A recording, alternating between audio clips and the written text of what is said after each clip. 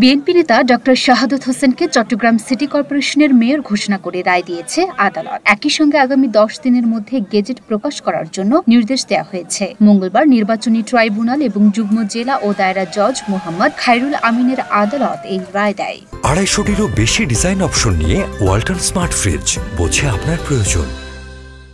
বাদীপক্ষের আইনজীবী আরশাদ হোসেন আসাদ সাংবাদিকদের জানান, 2021 সালের 27 জানুয়ারি চট্টগ্রাম সিটি কর্পোরেশনে নির্বাচন অনুষ্ঠিত হয়। সেখানে আওয়ামী লীগের প্রার্থী রেজাউল করিম চৌধুরী 3,69,248 ভোট পেয়ে জয়লাভ করেছিলেন। 2021 সালে এই সিটির নির্বাচনে জয়ী প্রার্থীর প্রধান প্রতিদ্বন্দ্বী ছিলেন বিএনপি শাহাদত হোসেন। তিনি পেয়েছিলেন 52,489 ভোট। এরপর 24 ফেব্রুয়ারি ফলাফল বাতিল চেয়ে মামলা করেছিলেন বিএনপি এ নেতা।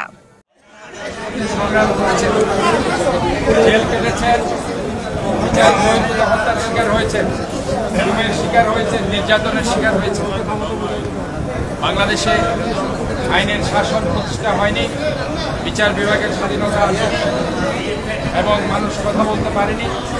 মানুষের সমস্ত মৌলিক অধিকার গণতান্ত্রিক অধিকারের পদ্ধতি ছিল।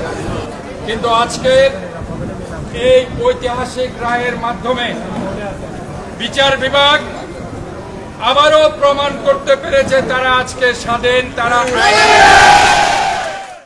5 আগস্ট শেখ হাসিনা সরকারের পতনের পর 19 আগস্ট সিটি কর্পোরেশনের মেয়রদের অপসারণ করে প্রজ্ঞাপন দেয় স্থানীয় সরকার, পল্লী উন্নয়ন ও সমবায় মন্ত্রণালয়।